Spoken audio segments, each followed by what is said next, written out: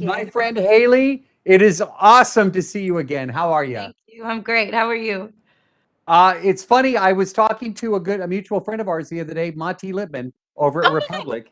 nice. Amazing. Yeah, we go back many years, and I said I was going to talk to you, and he says hello. So Monty Oh, says, good.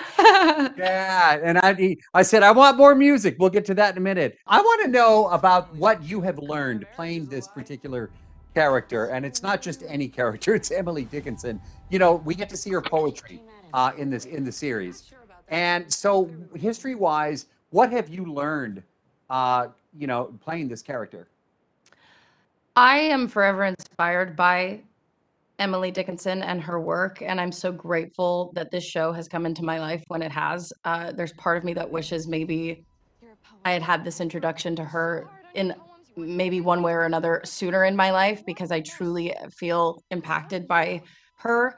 I love the fact that she lived through a very complicated time in general and for women.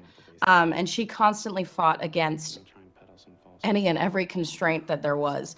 And she really stopped at nothing to do what made her feel most alive, and that was her writing. And I love that I'm able to sort of look at her as an example, as somebody who's really paved the way for women, and somebody who got through what she got through and accomplished what she accomplished in her lifetime, and feel like I must be able to do it in mine. Um, I also feel like I have her poetry forever ingrained in me and in my brain and in my life now to look at and be inspired by with my songwriting and just in life in general. So forever inspired by her and grateful. The fact that there is dysfunction in this family, a lot of people can relate to, but at the core, there is family. And I want to get your thoughts on that. I think the Dickinson family was clearly incredibly close and also pretty odd and pretty dysfunctional.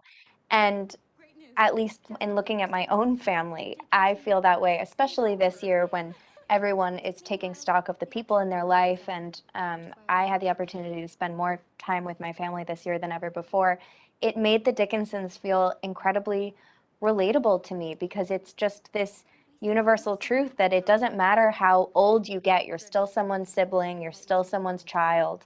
And those specific dynamics never leave us and really define who we are. So I was so excited to dig into that this season and to really get into the nuances and the complexities of those relationships. All right. I told you at the top I was going to ask this question. I want some new music. Well, you said you mentioned songwriting a minute ago. I want to hear you on the radio again. All right. So you're telling me Monty didn't tell you anything then? He didn't spill any beans, but He didn't you can tell you tell that me. there's music coming out next year. It's Okay. on its way. I love it. And I'm going to hit him up literally this afternoon in a couple Do hours. it. Do it. He's a great friend of mine. We go back so many years. He knows my mother. I went to his wedding. I'm going to say, Cool. look, I saw Hailee, and she teased everything, Monty. So I love it. I love the fact that I was able to revisit the poetry of Emily Dickinson. It's used quite frequent throughout the series. So Yep. I wanted to know what your thoughts are. Did it take you back in history to revisit her poetry? What did you learn working on this show? I learned, well, first of all, I think the whole show is driven by Emily Dickinson's poetry. And every episode is, I think, they take a poem and then that becomes the stepping off point for each episode, or it will be relevant at some point in the episode. So I've gotten to learn a lot more of Emily Dickinson's poems. I was exposed to many, and I knew I was a fan of Emily Dickinson before, but I now know a lot more poems than I did before. And I think what I've learned and taken from the show is that not only is she an amazing, wonderful poet, and seems to be way ahead of her time and speaking to our current millennial generation in many, many ways, which is what the show is going for. But I found I am receiving her poems differently now from where I am in my life. And I think that's very interesting.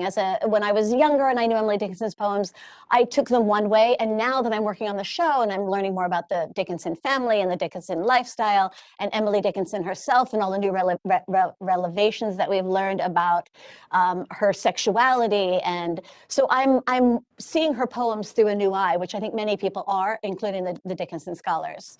I find them so passionate and sexual and sensual, which I never would have said any of that about Emily Dickinson, 30, 40 years ago.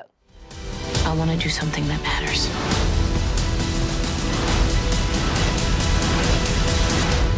Don't worry, everyone.